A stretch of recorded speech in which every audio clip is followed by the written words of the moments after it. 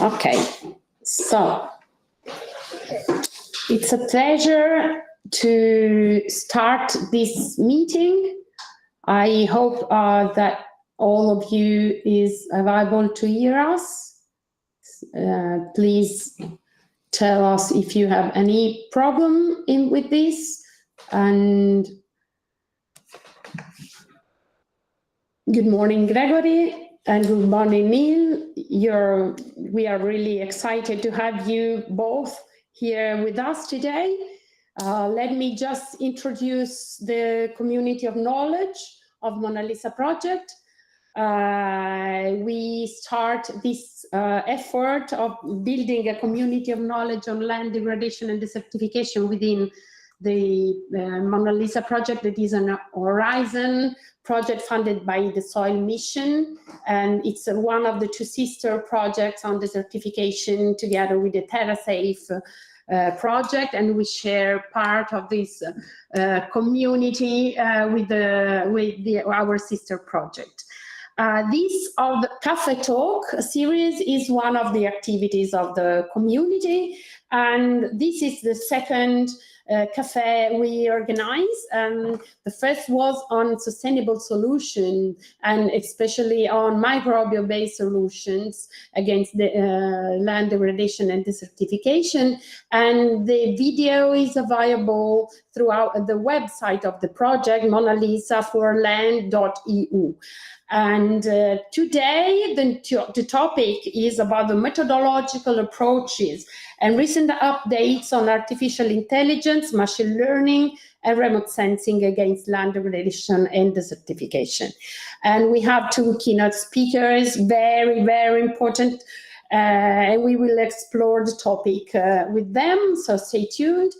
In addition, we are very glad to present at the end the participants to the call for young researchers that was released by MONALISA Community of Knowledge in June, and we will have 3 young researchers presenting their ideas to us, and we are glad to host them today. As I told, we will have 2 keynote speakers, and we are 2 moderators. Me and my colleague, I am Francesca Assennato, leading the community of knowledge for MONALISA project by the Environmental Protection and Research Institute in Italy. And with me, there is my colleague Marco Di Leginio. Good morning. Good morning to everyone. Maybe you have to move towards me to catch the camera. Okay, and we are in front of a cup of coffee, as I hope all of you is doing. So our role today is to try to address the contribution of our experts, making some questions, and to better understand how degradation and desertification processes can be captured by and addressed by artificial intelligence, machine learning, and remote sensing. We know that some of the major challenges in applying artificial intelligence and machine learning to monitoring land degradation and restoration also are related to the complexity of degradation processes. It's also because they are driven by environmental and socioeconomic factors, and making data integration and model integration really challenging.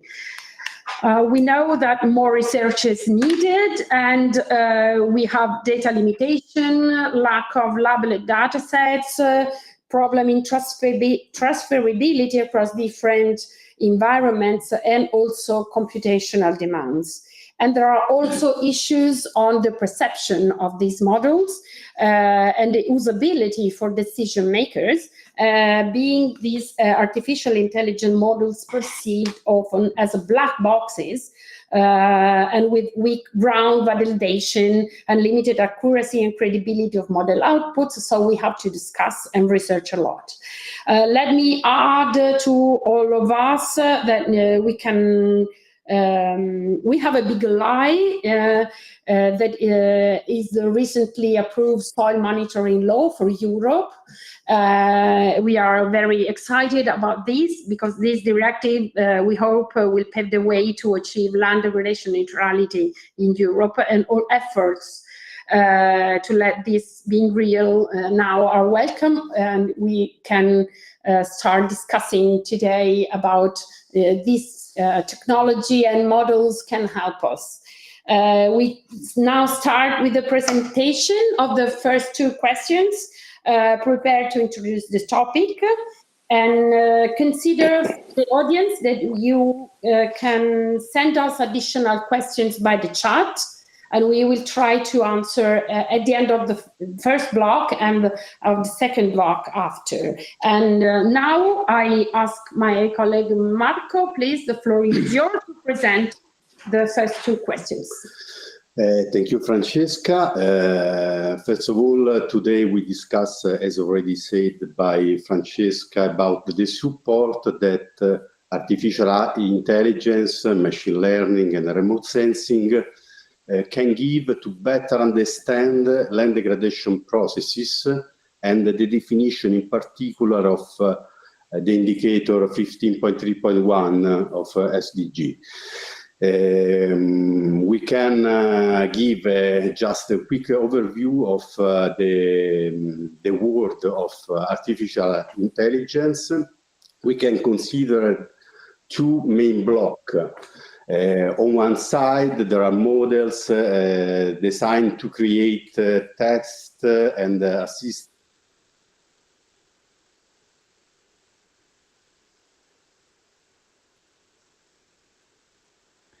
It's freezed, it seems. Yeah, it looks like.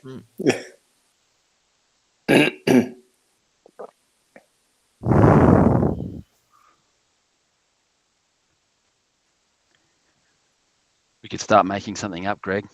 Yeah, I don't know. What shall we do?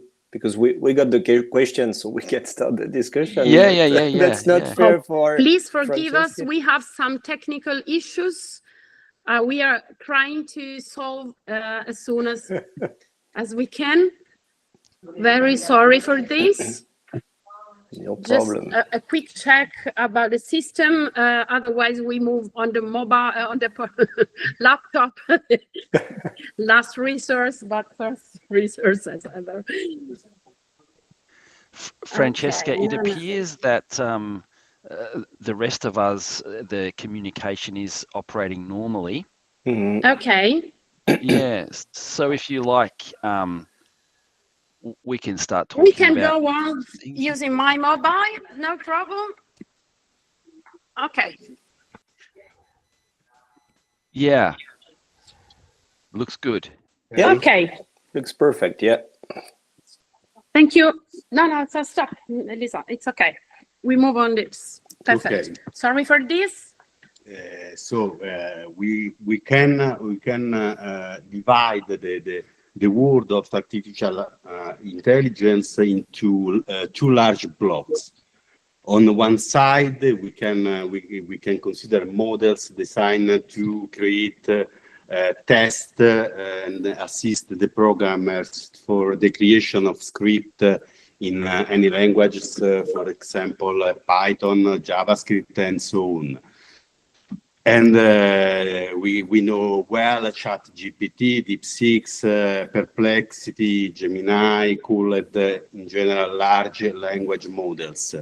And these algorithms use deep learning to understand and generate sentences, text, or is used for translation. On the other sides, there are algorithms used, maybe more interesting also for us, to classify image and data, such as random forest or neural network.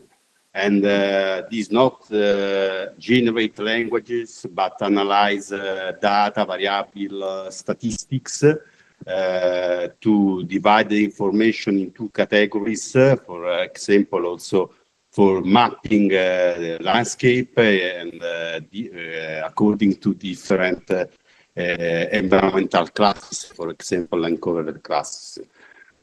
Now we start to inviting our guest. I would say thank you to join today with us, and maybe I may suggest to start from Neil. I present briefly Neil. So he's a research scientist with more than 25 years experience, deeply involved in the application of Earth observation technologies to measure land degradation SDG, and co-leads the GEO land degradation neutrality flagship, and is currently developing Earth observation strategies linked the assessment of habitat condition, land degradation, biodiversity, and climate impacts. So for Neil, as a general introduction for today, the topic of today morning, we prepare the question also based on his experience with assessing SDG 15.3.1. He's an author of the guidelines produced by UNCCD. And I would ask to Neil, what add value can machine learning, deep learning, or artificial intelligence bring to improve the final results for SDG 15.3.1? And how important is the ground validation also for better training the algorithms? And does it make sense to approach the different land use, I mean, for example, cropland, forest land, or natural land, or peri-urban areas with different indicators? So I give the floor to Neil for reply. Thank you. Thanks so much. Look, it's a really interesting topic, and thanks so much for the invitation to be here. It's great. I always like working with Greg. He's a really smart guy and does all these amazing things. So anytime I get a chance to leverage off what he's doing by joining you somewhere like this, I will take it. The AI movement is a really interesting one, and I really like the way you defined the problem there. There is kind of different types of things that AI can do. For a start, the indicator 15.3.1 is quite complex to understand. There not only are data sets that are more relevant to some maybe land cover types, but certainly regions than others. But then you've got to combine them in a way where that lets you identify change over time and quantify that change to make it so that you're looking at degradation or not. That is really complex. Along that process, there are decisions to be made as well. Some countries think some types of reduction in some things may not be degradation, right? Countries and regions may define degradation slightly differently. So just understanding and harmonizing the good practice guidance, these other documents that have been written with national policy, is actually something I think AI is really good for, the text element, summarizing, harmonizing, and presenting things in a neat context. I think I use AI more for that than for the technical, the classification elements these days. But I think it's really good for that. On the technical element as well, you know, there are some cases where we use different indices, for example, for measuring plant growth dynamics, plant productivity dynamics in different environments within the one country. So areas where you've got, countries where you've got very high elevation areas and coastal areas, mountainous areas, requires, you can combine, use different indices there. And classifying those is challenging. What we try to do with the SDG process, of course, is make something that's relevant nationally, but sufficiently consistent globally, so that we can get compare apples with apples when we're comparing the extent of degradation country by country. So that is tricky as well. I think actually probably AI is better is performing better in the harmonization of the descriptions and understanding than it is in the technical at the moment, the classification end at the moment, but I think that's changing. And look, lastly, that field data for these large models, any type of machine learning models or anything like that, of course, the field data is absolutely the key. And so it's great news to hear about that legislation about the soil monitoring, because soil is the hardest of the 3 sub-indicators really to get your hands on good data for that. The awareness, though, there's a lot of awareness of that shortcoming, and so GEO, the Group on Earth Observations, are doing a lot to try and establish itself. And Greg might know more about this actually. Itself as a good repository or a vehicle to access that field data. So that is really the key there. One of the things I'll finish by saying, even when you have good field data and you have a model, at the moment, I think that AI is fantastic for some of those processing steps, simplifying some of the exchanges from one tool to another, for example, making data usable out of one system and put it into another. But you do tend to get these kind of hallucinations, they call them, from the AI as well, even when you've got really good field data. And so the onus is on experts like those of us on the call here to interrogate those results from these systems, identify what is leading to these hallucinations, and improve these systems, because they really can simplify the processing of very large data sets and the harmonizations of things as well. So definitely one of our main tasks over the next couple of years is for us all to get together and help improve these AI tools. That'll do me for the moment. Thank you. Thank you very much, Neil. It's really challenging. Thank you for trying to summarize a lot of knowledge and point of view in a few minutes. Now we move to the second question, and this is for Gregory Giuliani. He's the head of Digital Earth Unit and Swiss DataQ project, and the leader of the GRID-Geneva of UN EP, and senior lecturer at the University of Geneva Institute for Environmental Sciences, with research focusing on Earth observation to monitor environmental changes and support sustainable development with an interdisciplinary approach. This is really important. We, for him, have the second question. That is, what are the main challenges to harmonize multi-sensor satellite data like Landsat, Sentinel, and MODIS for consistent artificial intelligence-based monitoring of desertification, and to ensure data comparability across different resolutions, temporal frequencies, and calibration systems? Very challenging question. Thank you very much, Gregory. The floor is yours. It is. Well, first of all, thank you for the invitation and the nice introduction. That's always a great pleasure being with Neil and exchanging with Neil, because we have a long-lasting collaboration now with him and his colleagues, and working also in the field of geo. That's really a great opportunity also to talk about these really challenging tasks in harmonizing all this wealth of data that is available out there from the different satellite sensors.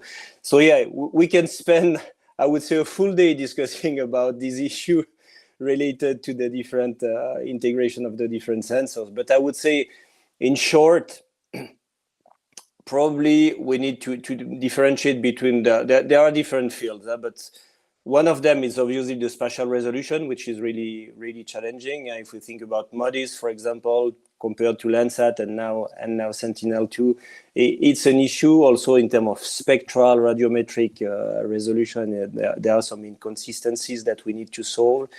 Also, what is really important in terms of land degradation and desertification monitoring is the temporal characteristic of those sensors. That's really key. And then there are also other stuff that could be of interest. Obviously, it's the calibration, the atmospheric correction, and all the biases that we can have also with AI-based model, as Neil was mentioning before. This kind of hallucination we can have with the models. Well, I think we all experienced easily with even with these large language models. If you ask a question to ChatGPT and you ask again the same question, you end up quite often with different answers or different flavors of the answers. So this is really an issue. But going back to that, I would say one of the big challenges is really the spatial resolution. So it has an impact on because the spatial resolution is different. Then you have inconsistent texture, let's say, within the image. We have different mixture of pixels. Also, we are it's going to be difficult to identify scale-dependent features or processes across scales. So that's an issue. One of the way to solve that using potentially AI-based model, it's the downscaling techniques. So trying to harmonize to a same spatial resolution those different sensors. So this could be an approach that has been tested somehow in different research done by colleagues around the world.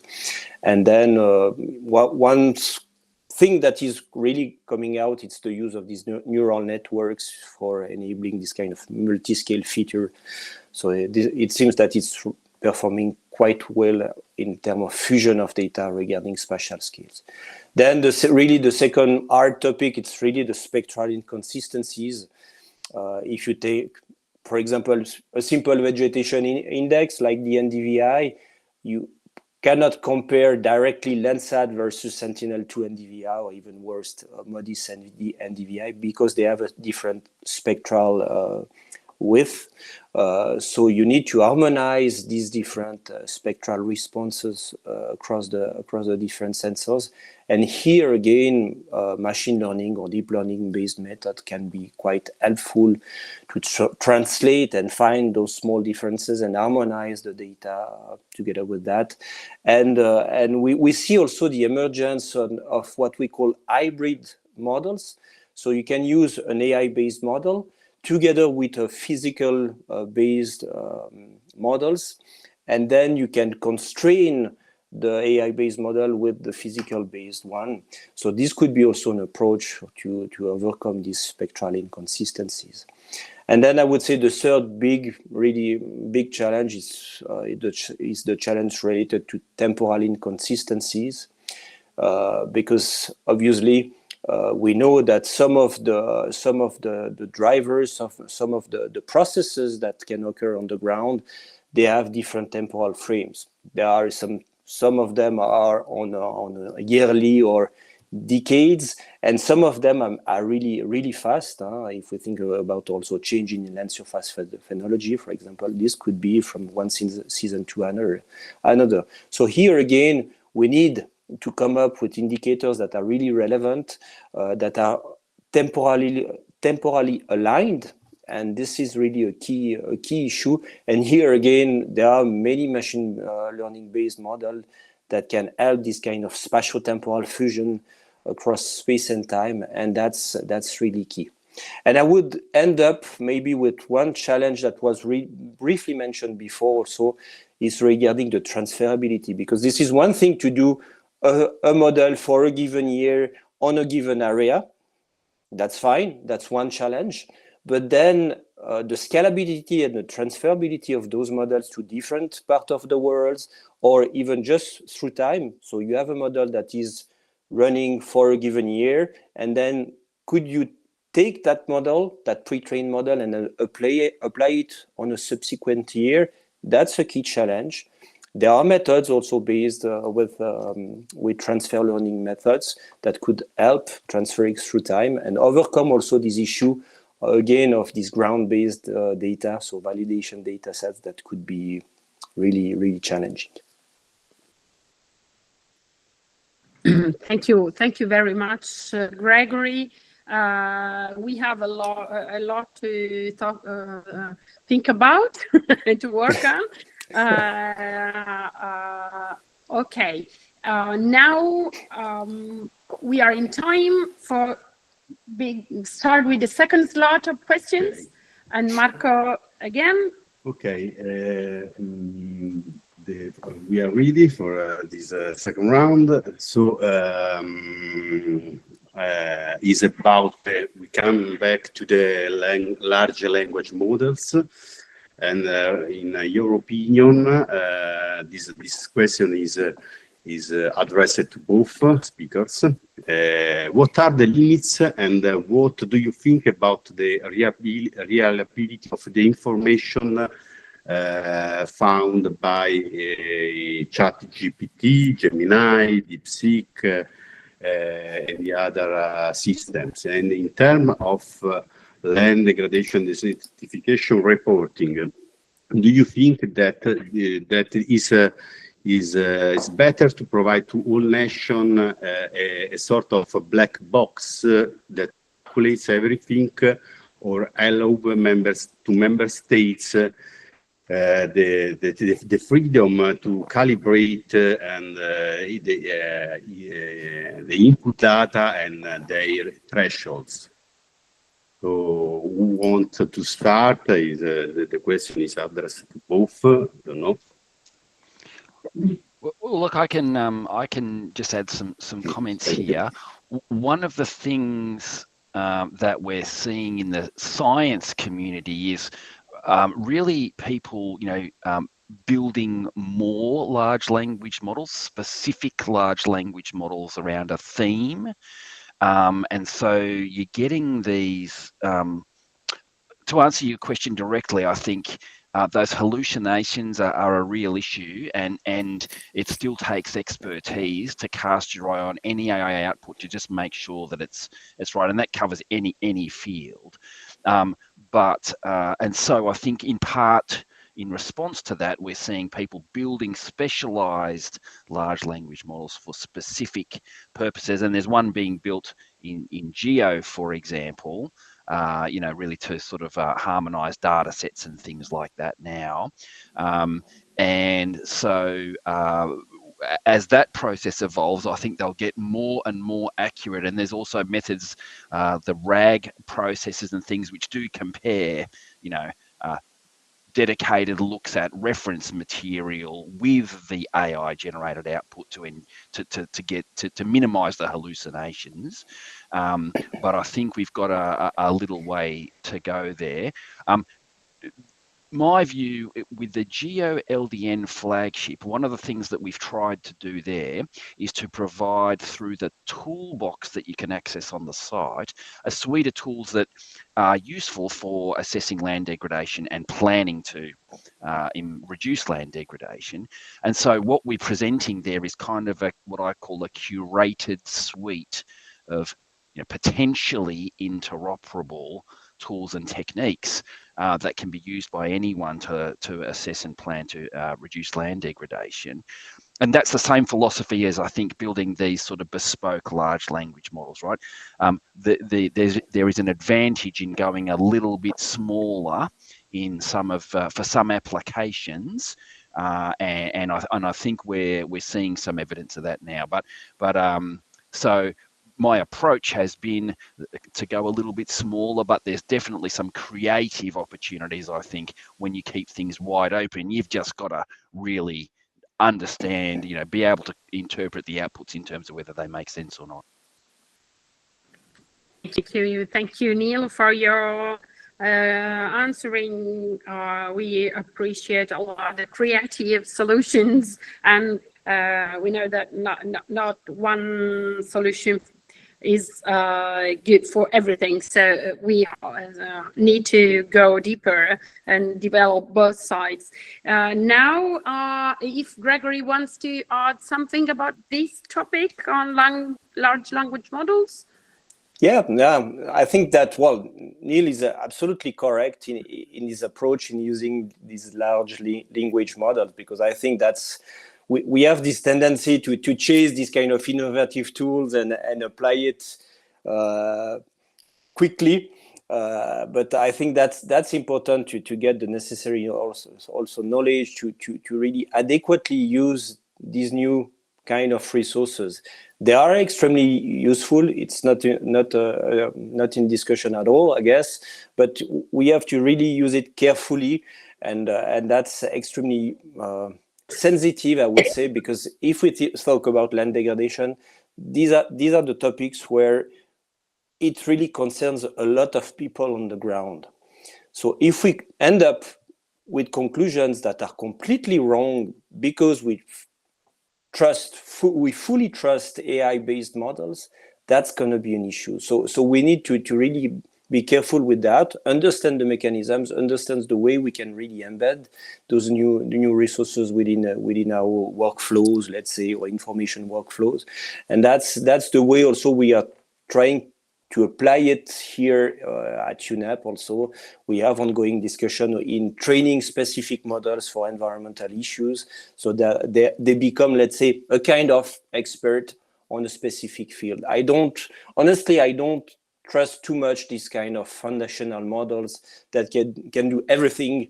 I don't trust this kind of one-size-fits-all approaches. That's good for, let's say, the broad perspective, but then again, we have really specific issues on specific areas across the world, and we need tailored tools. But definitely, among those tailored tools, I'm quite convinced that large language models can be helpful. And we did some experiment with colleagues in using also large language models now to naturally interact with processing facilities. And that's quite interesting to see how we can then gather data from different data sources, then apply a kind of processing workflow behind it with this kind of natural language approaches. And I think this could be also a way to facilitate the access to those resources to the ones that are not really expert. Because when we think about AI, also we need to be really careful with this kind of ethical issue, because currently AI tools are mostly used by, let's say, developed countries. But the idea is that we need to ensure that those solutions that we will develop in the frame of land degradation could be accessed by anyone, no matter what you are in Switzerland, in Italy, in Tunisia, or in Papua New Guinea. You need to enable all these users to benefit from these large developments we are doing all around the world. Thank you very much, Gregory. You are opening the door for also for a question that rises from the chat. We have Nata Dexley, I'm sorry if I from the pronunciation, that have a question about precision agriculture, and so the impressive infrastructure and use and the recommendation of solution to large number of farmers directly, and this use of Landsat and Sentinel-2 data directly, and say nothing about soil degradation. And so she is asking about us, what do you think about this use, and it's related to the ethics of the use of artificial intelligence and remote sensing in this case too. Who wants to answer? I don't know, Neil, if you want to start, or I can just add a few things at least on this. Yeah, look, that's an interesting one. So the question is really the precision agriculture models are incorporating AI, but somehow as a communication tool and in their assessments, they're not looking at soil degradation. Is it they're not including soil degradation, or you can't interpret the outcomes or the results in terms of soil degradation? It's not exactly clear to me. What that's about. Certainly the soil issue is a really important one for land degradation. It's the foundation of feeding people ultimately, right? And so it really is an important element there. In the context of the indicator, of course, it's kind of one of the three things that we look at. So there are other things too, but I don't specifically have experience with that one, unfortunately. Do you know more about that one, Greg? No, that's the point. Precision agriculture is not my field of expertise. I know a little bit. I read a few things, but I'm definitely not an expert. The only thing I can say also, based on the experience we collectively acquire across the MONALISA project, is exactly the thing we want to tackle within our team. And contributing to MONALISA, it's to bring also that level of information, because if you look at the SDG 1531, it's targeting, let's say, the natural component of land degradation. But now with the soil monitoring law in Europe, we come up also with new attributes of land degradation, like salinization, like soil pollution from nitrate or whatever. And we have an idea, and we are looking at potential solutions to embed this kind of information to enrich basically the SDG 1531 or the environmental sensitivity index, together with these new wealth of information that is coming out from these new initiatives.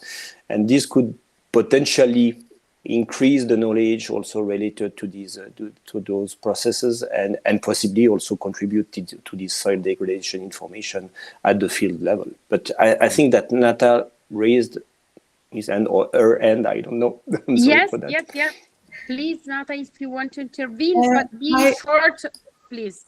Thank you. I would like to explain why this question is, because I found that these precision agriculture commercial platforms is a great, very enormous market with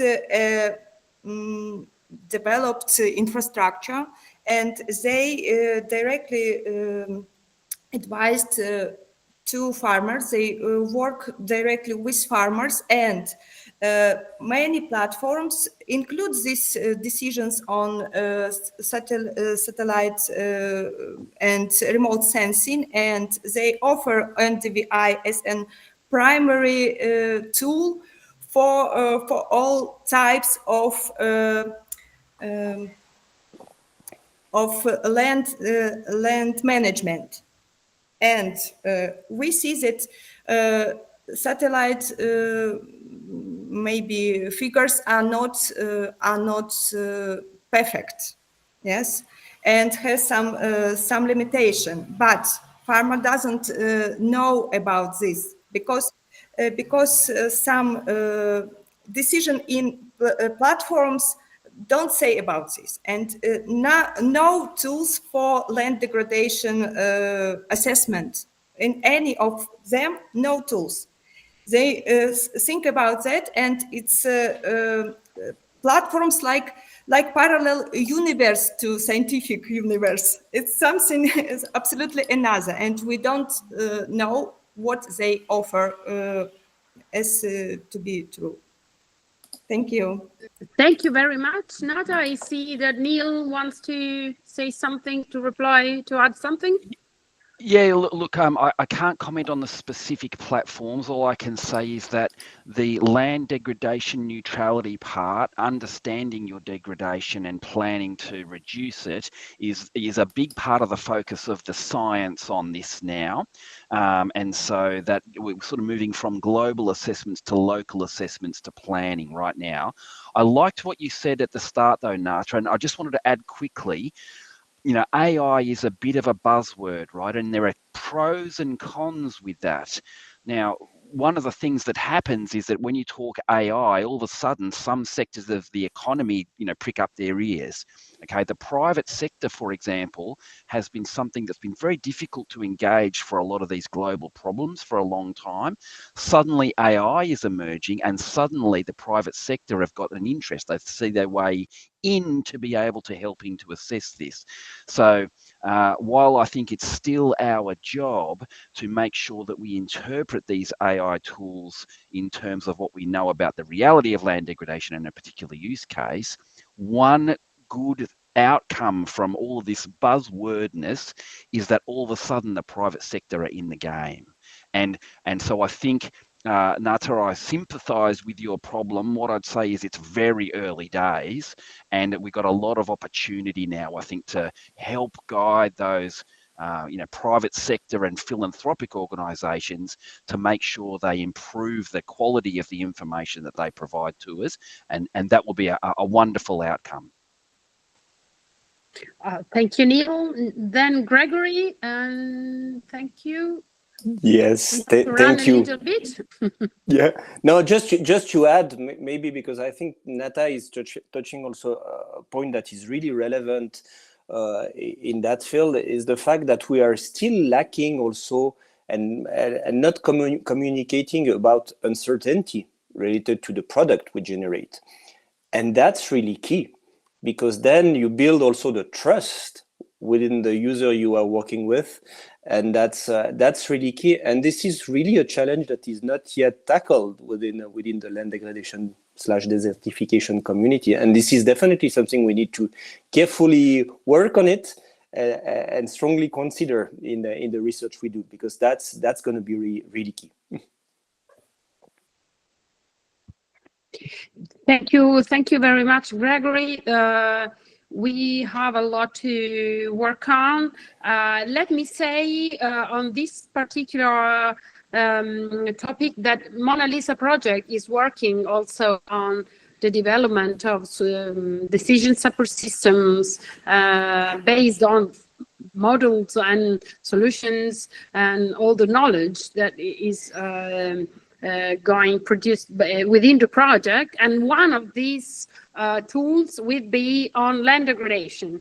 So not only on solution, but one is directly on land degradation assessment, devoted to the local-based assessment and treated with the ground truth. That is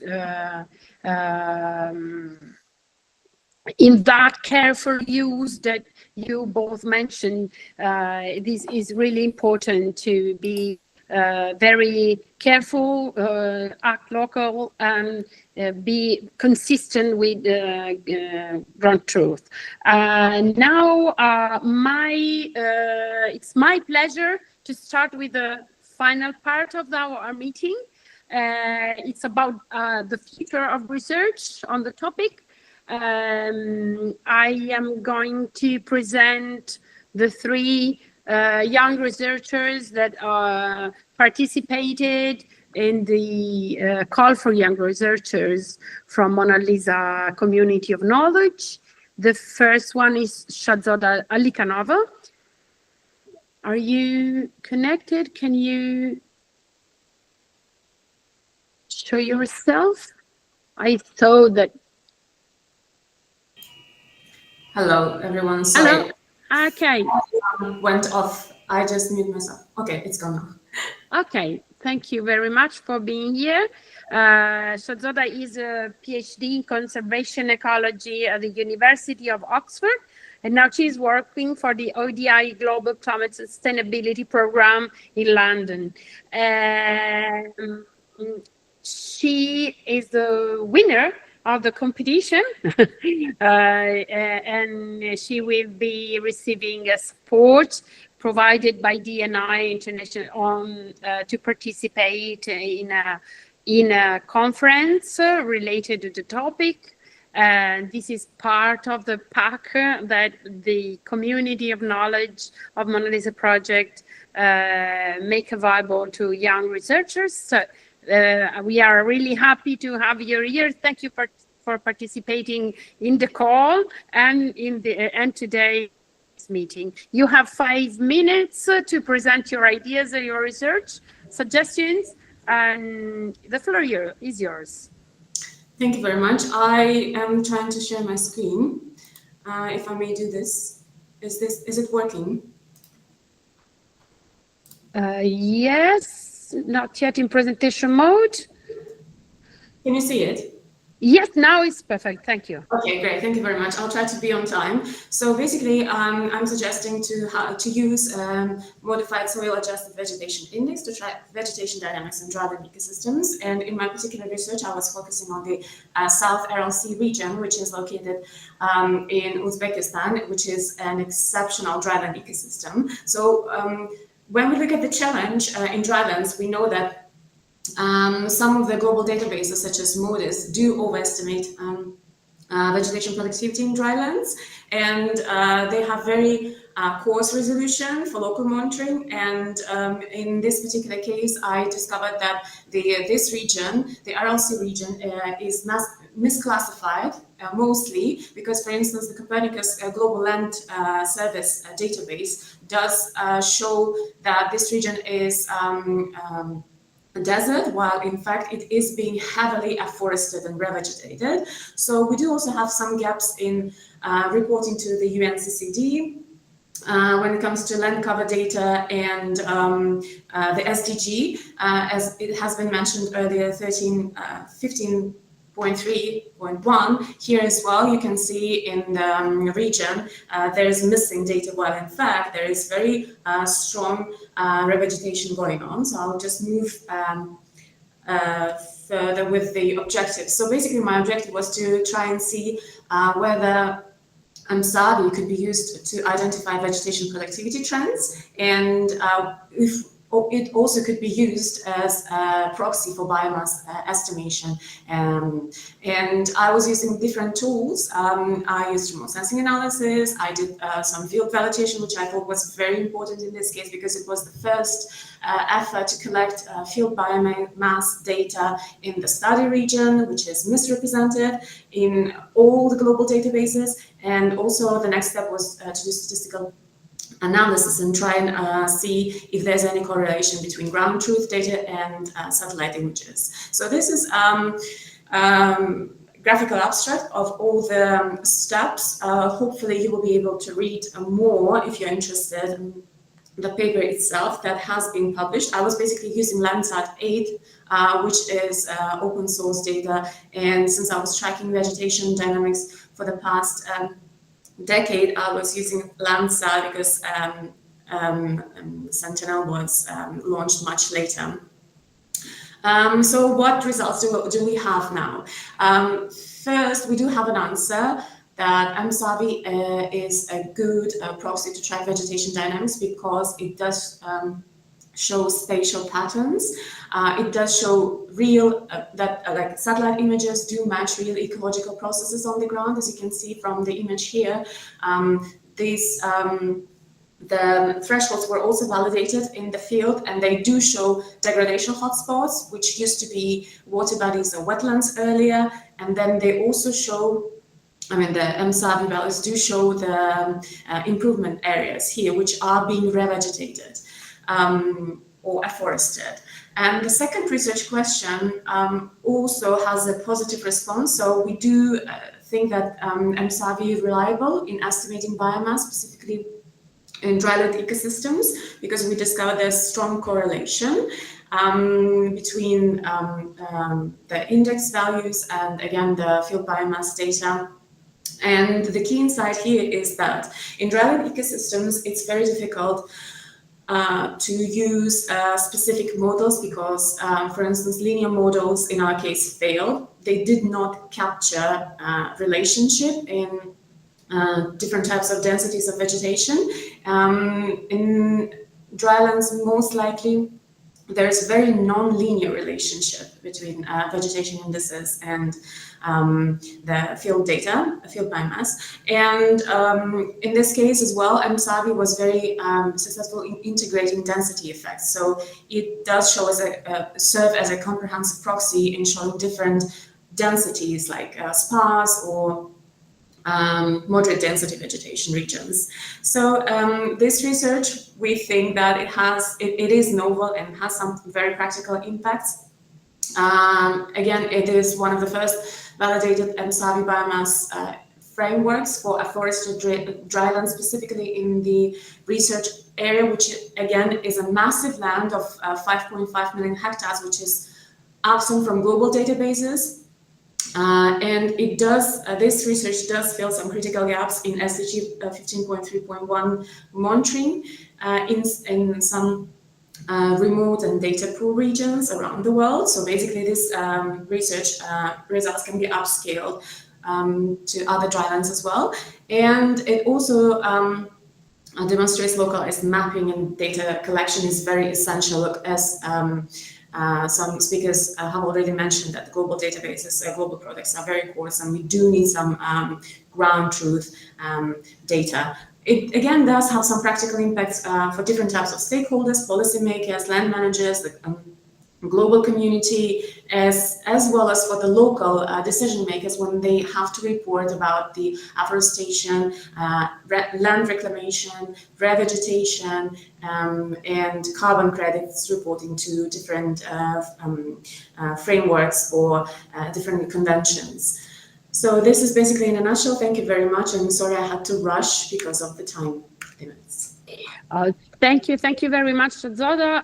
We are very glad to have you here, and we will keep in contact with you to exchange and to compare.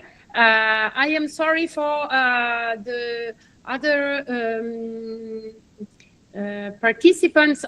We don't have time for questions now because we have 2 more speakers. So I now invite the second speaker, Marika De Lucia, from Institute of Atmospheric Pollution in Bari and from University Federico II in Naples. And you have 5 minutes. The floor is yours. Thank you. I share the screen.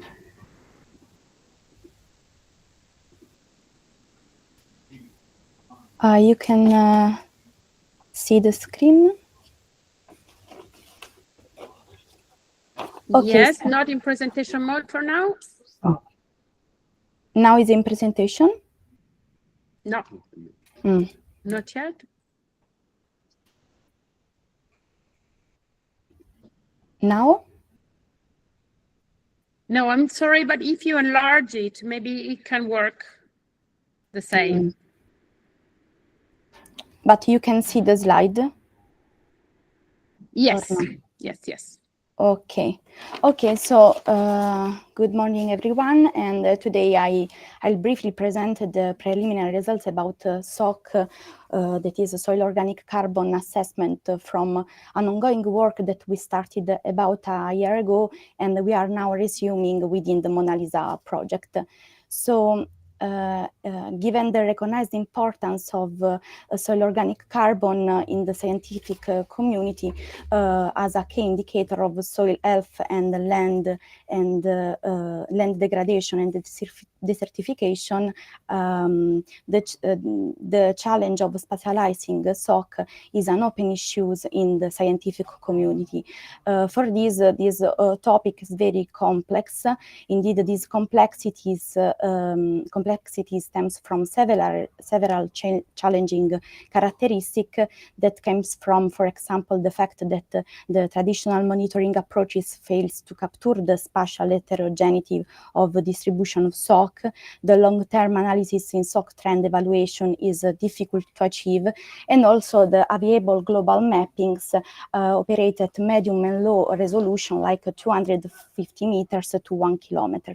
So, Marika, we want to tell you that you are freezed on the first slide. I don't know if you are moving or not. Yes, I am in the second slide. Yeah, sorry, but we see the first one. Maybe there are some problem with connection. I don't know. No, it's about. I think that maybe you are you using to screens? I don't know. Stoppa la condivisione lì. Prova a fare così. Interrompi. I try again. Faccio schermo intero. Condividi. You can share the entire screen. Okay, that's what we are on the second. Okay. Okay, I can go. Okay. Okay, so I was saying about the challenging aspect of SOC, and I go to the next slide. So in this, our work, our main goal is integrating machine learning algorithm with multi-source remote sensing data to try to obtain high-resolution SOC mappings. In particular, we want to compare two different ecosystems. The first ecosystem is about drylands with natural grassland, and the second ecosystem is about wetlands. So we want to compare the analysis in particular about the feature importance to understand better how two different models can work in two different ecosystems. Now we see your second slide. It's not moving again. Maybe the slide now with the you can go. methodology is not that slide. No. No. But you can jump to the fourth.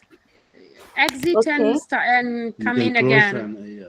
This is the fourth slide, data input collection. I don't know if And we are looking at the second. You have to exit and come in again. Okay, I am in the for data input collection slide. You see it? Not yet. No. There are Maybe you have two screens.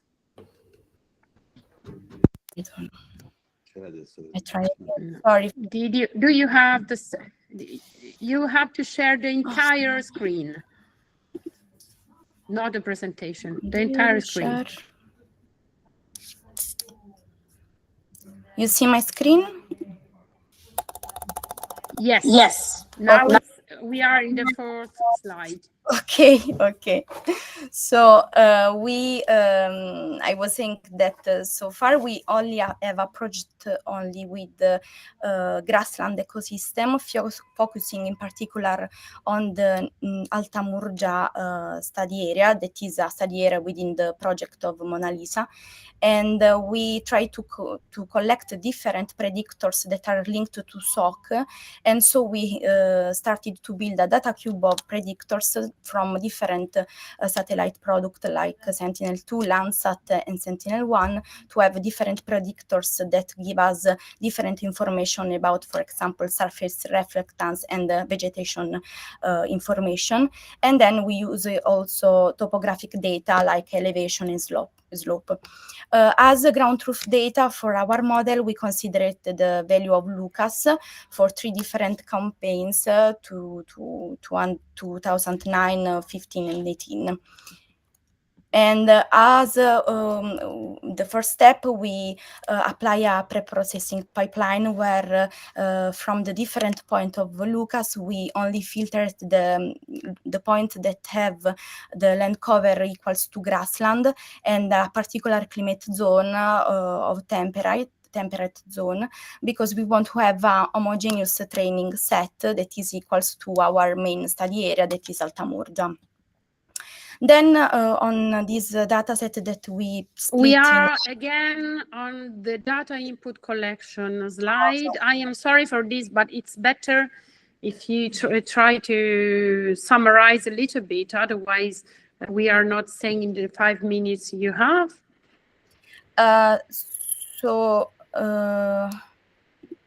just interrupt the presentation again because it doesn't work. At the end of the presentation, I talk about the approach of machine learning that we try to use. And we tested different algorithms like random forest, gradient boosting, SVM, but the best performance comes from random forest. And we started from a complete data set of 13 variables, and with a recursive feature elimination, we applied a feature selection, and we extracted the 18 most important variables that we use for the final model, where we use 2 different metrics of evaluation, like R2 score and the root mean square error, and we obtain these results that you can see in the slide, like 0.45 and 80.4 0.65. These are not so high results, but are only the first preliminary result about a first model. So we also already see for the next step that are about, for example, the data enhancement for search for local ground reference SOC data to improve our data set, improve the set of features that are linked to the SOC value, and also some aspects that are about the model. So we want to try different process for feature selection. We want to use cross-validation to understand how the model can be generalized, and we want to apply tuning of hyperparameter to optimize the results. And also we want to see study area for the second ecosystem that we want to consider, that is wetland, to conduct a comparative analysis. So that's all. Sorry for all problem. I can interrupt the presentation. Oh, thank you very much. Also Sorry for the again. solution that you find at the end. It works. And stay, because at the end we will have questions for all of you, and so now we leave the floor to Fatima Izraimam. She's connected. Yeah. Okay. Hi, Fatima. She's Francesca. PhD fellow in desertification and land degradation at the University of Sassari. Now she's having a period research abroad, working with Gregory, and so you are really deep in this discussion. So we are happy to listen to you, and you have 5 minutes. Okay, thank you, Francesca. Can you see my screen? Yes. Okay. So I am PhD student in the University of Sassari, and my proposal was an integrated approach for land degradation and desertification assessments in Mediterranean drylands. So I would like to start from a global view. From space, the Earth may look stable and full of life, but when we zoom in, we see that large parts of the planet are slowly losing their productivity. So drylands, which cover nearly 40% of the Earth's surface, are becoming more fragile because of climate change and sustainable land use and population pressure. And the Mediterranean region, shown here on the RDC map, is one of the most exposed areas. It faces increasing droughts, soil degradation, and abandonment of rural lands, which together accelerate desertification processes. So the proposal focuses on addressing this issue by developing an integrated and flexible approach to assess and monitor land degradation. Fati, you are freezed on the first slide too. Yes. Now. No. Now I move to the second. No, it's not moving. Maybe it's better you do the same. Go out and back. Okay. But choose the slides more interesting for your. Oh, perfect. Maybe it was a problem. Maybe of it connection. was only a delay. Yeah. Yeah. Okay. So I will come back.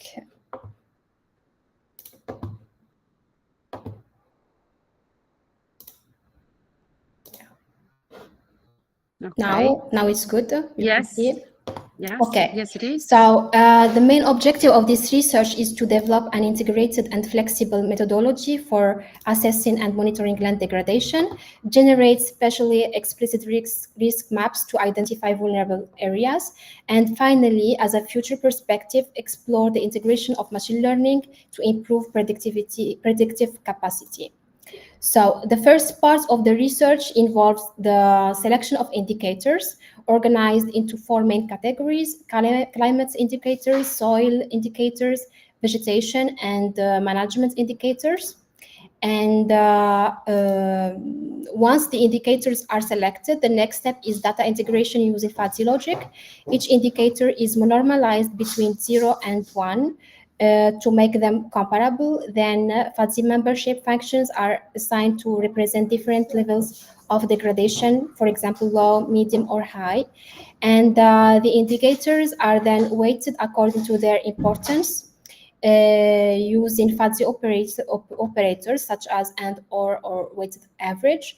And at the end, this produces a land degradation risk index, which is later mapped and validated. So overall, the advantage of FADSI logic is that it allows us to integrate heterogeneous data and manage uncertainty, which is often present in environmental systems. So for the expected outcomes, this research is expected to produce both scientific and practical outcomes. First, the development of a FADSI-based integrated approach to assess desertification. And the second, the generation of risk and uncertainty maps that combine biophysical and anthropogenic indicators. And as a future perspective, the integration of machine learning to enhance the predictive capacity of the framework and also simulate future degradation scenarios.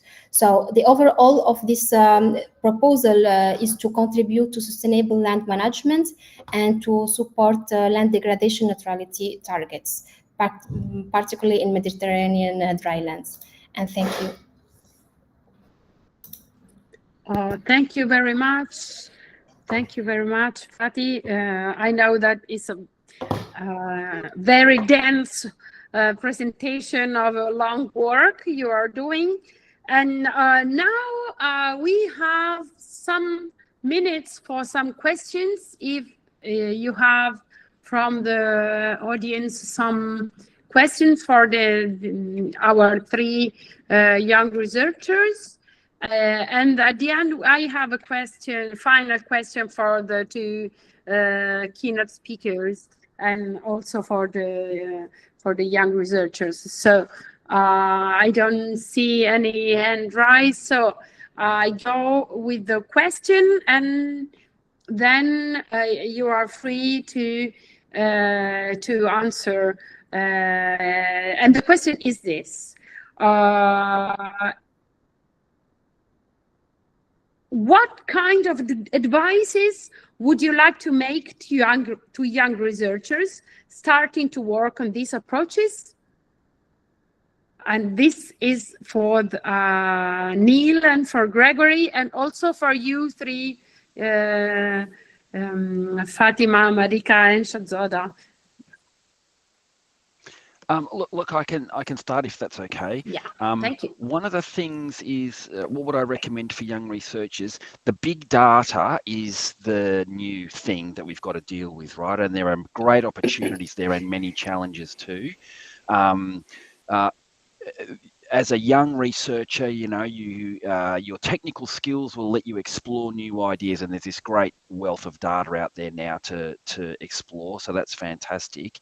I also think that with something like LDN, there is so much context already that we're working in. We have all of these decisions from the UN, we have this sort of global methodology, we have these things, and it is great to be able to put your work or see your work addressing some of the gaps that maybe you become aware of as you immerse yourself in the field.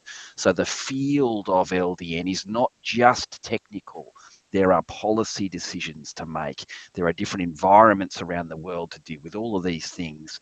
So the more investigative you can get, the more exploratory. Feel free to explore and look around and see these other things, and then you'll be able to line up your work really neatly to address these gaps that we've got there as well. Loved the presentations today, all three of them. Thank you very much to the young researchers as well. That was great. Thank you, Neil. I totally agree. This vision of their capacity to fill the gaps that we already have, of course. And Gregory?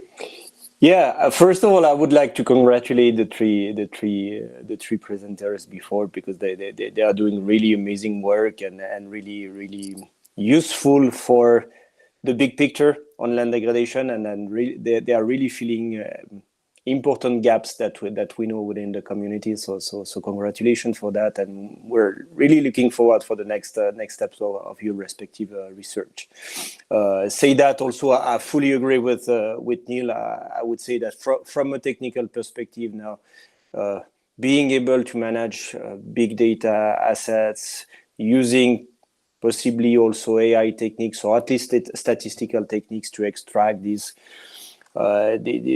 huge amount of data, useful information out of this huge amount of data. That's really key. This is really something we need to address and to use for specifically land degradation.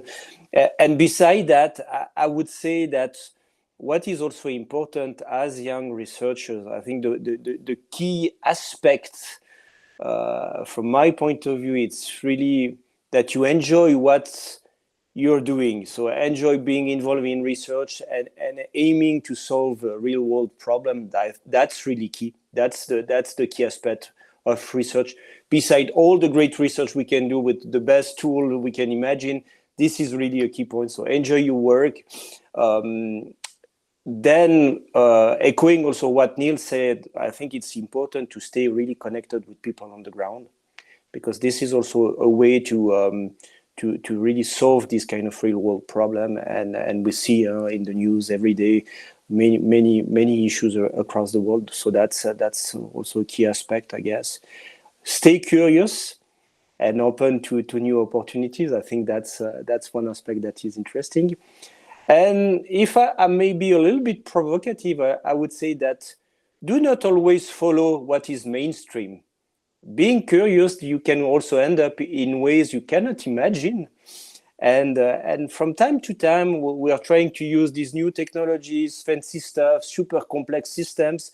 But at the end, the best solution for local people are really simple from time to time. So we need also to always think about that, and that's extremely important also from my perspective. Thank you very much, Gregory, and we can't be more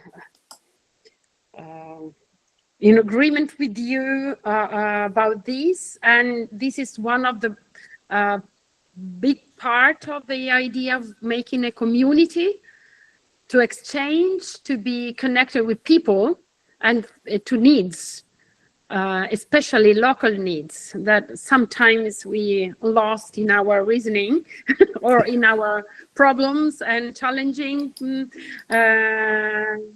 solutions. But we always have to think that all our solution or our knowledge must be useful for somebody somewhere. So that's one really big point.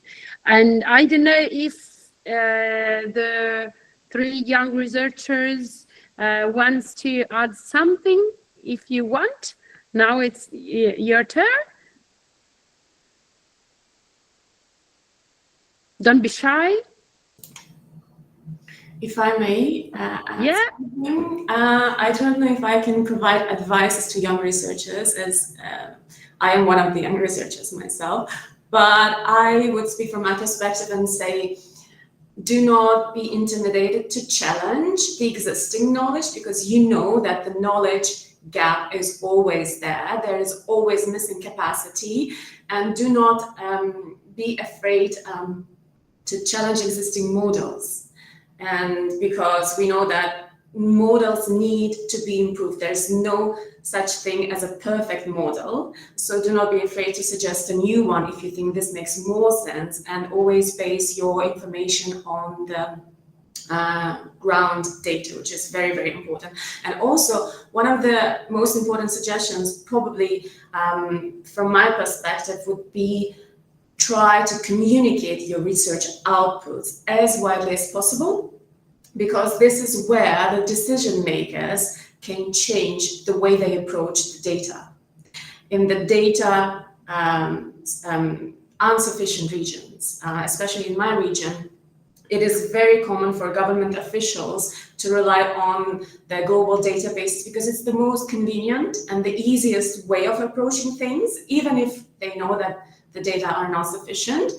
But when you try and come up with solutions, suggestions, and try to communicate your outputs and try to publish as much as you can, I think this could also be a game changer for how the global reporting, like specifically in land degradation, can be improved, because decision makers do rely on science, which is ground-based, which is what we can contribute to. Thank you, Shahzada, to underline this. It's really important, and it's connected also to the uncertainty declaration about data that we have to, if we want to be fair and if we want to help an ethical use of our knowledge. And Gregory?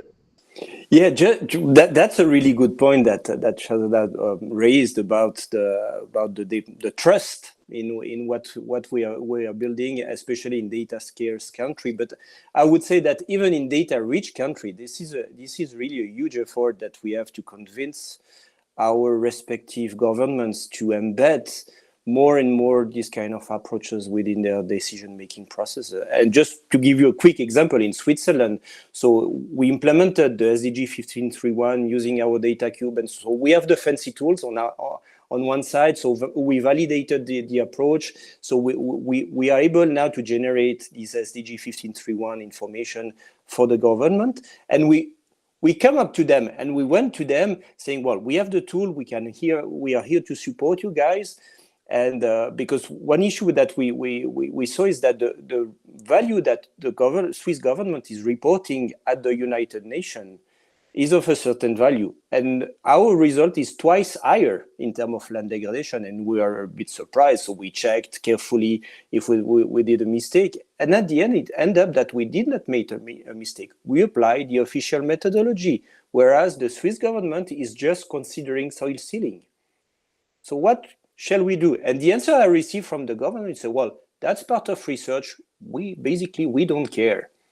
We will not change our monitoring system.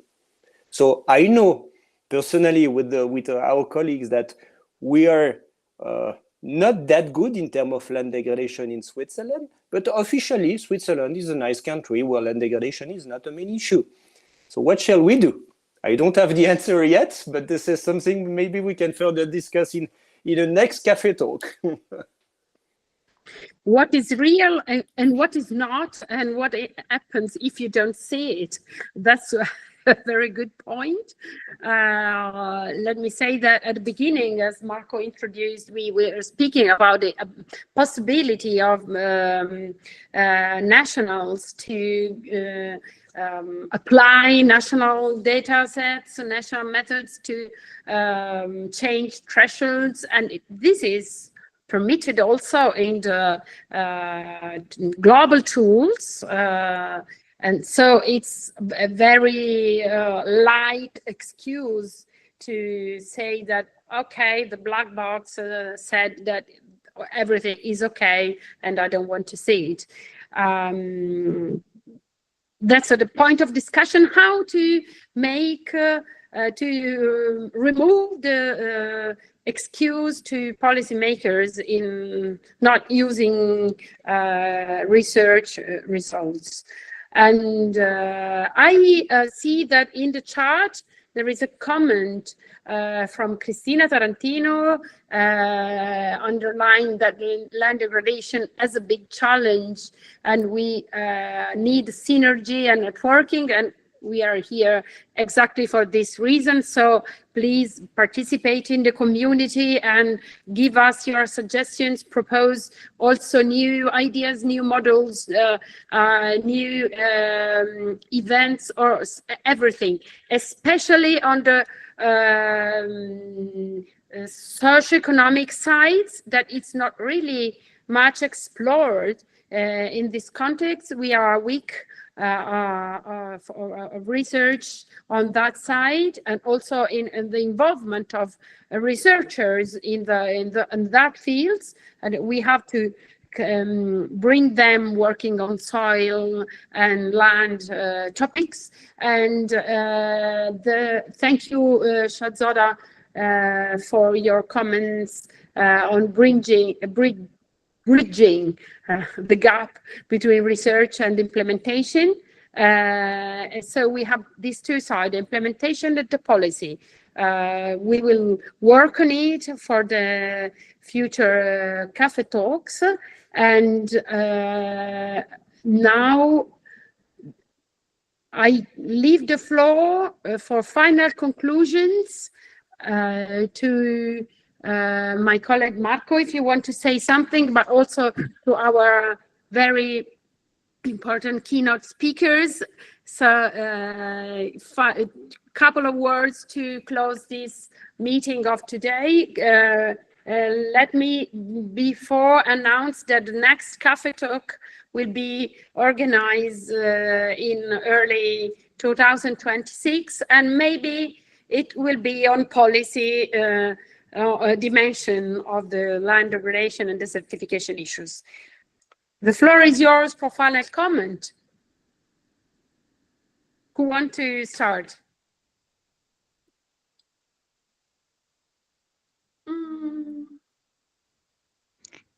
Well, I can add something here. So you're talking about this new era. You know, we really are moving now to this phase in LDN assessment where we've got this global method, like I was saying, we've got those things consistent, and now we've got to translate that into local information. The national to local scale is the next kind of frontier, and that really does involve getting right down to people.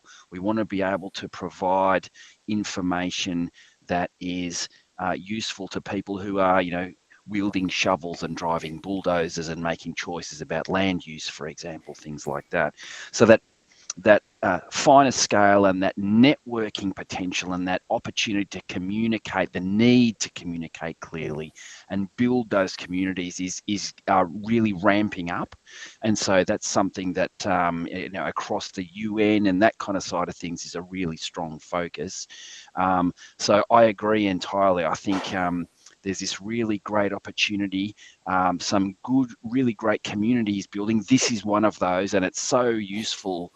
You know, you will draw on your networks for the rest of your career. Every young person now should know that, right?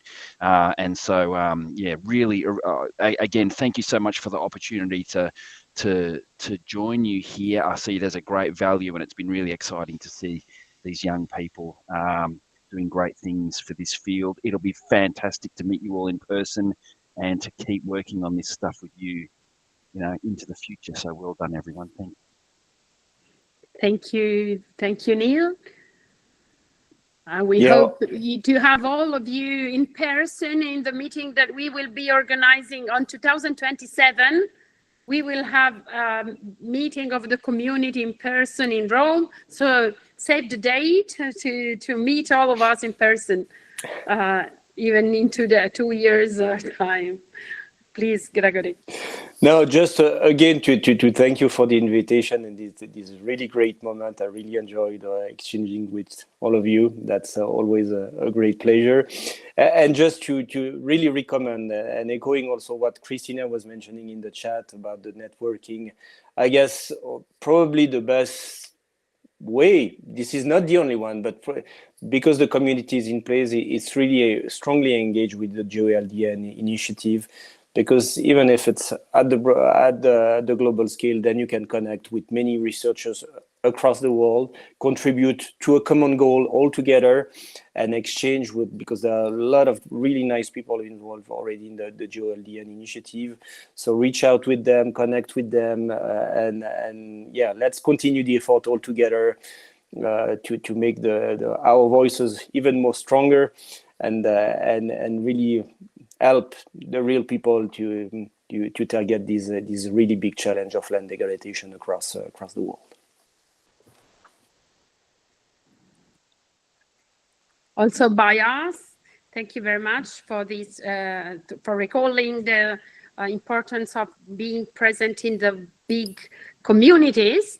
And of course, as a community of knowledge, we will facilitate in any way the connection with the GRID initiative. Some people from the project is already involved, of course, but we will try to make more opportunities to exchange. And now the time is running, so very final comments. Marco, if you want to say. I will say that also the new soil monitoring law go in this direction. So for the networking and the use of these tools, and maybe also according to the new directive, there is not a single index able to represent the desertification. No, so in the directive we see that we come back to analyze better single grids like soil erosion, compaction, and single indicators rather than the index able to represent land degradation totally.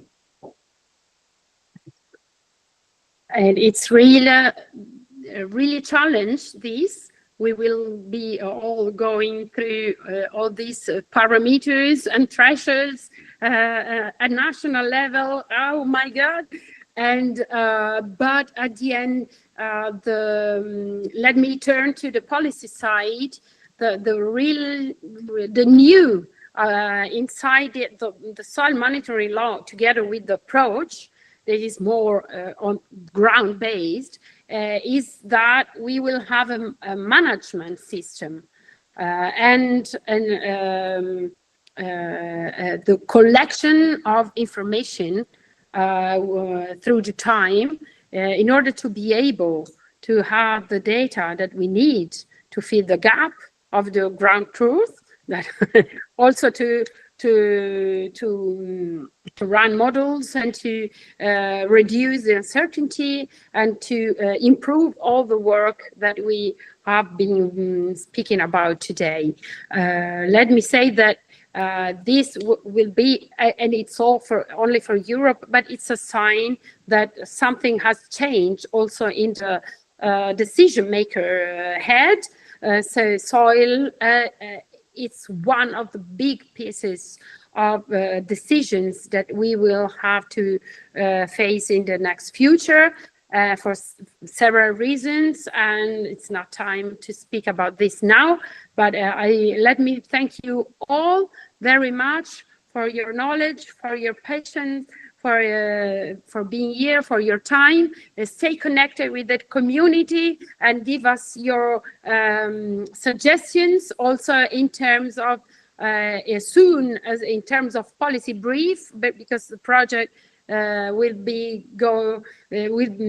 produce also these to help decision makers at different levels, from global, national, and local level in the case studies in the project, and not only. So I thank you all very much. We close in perfect time. This is a must for a cafe, and see you in the next one. Thank you. Thank you. Bye-bye.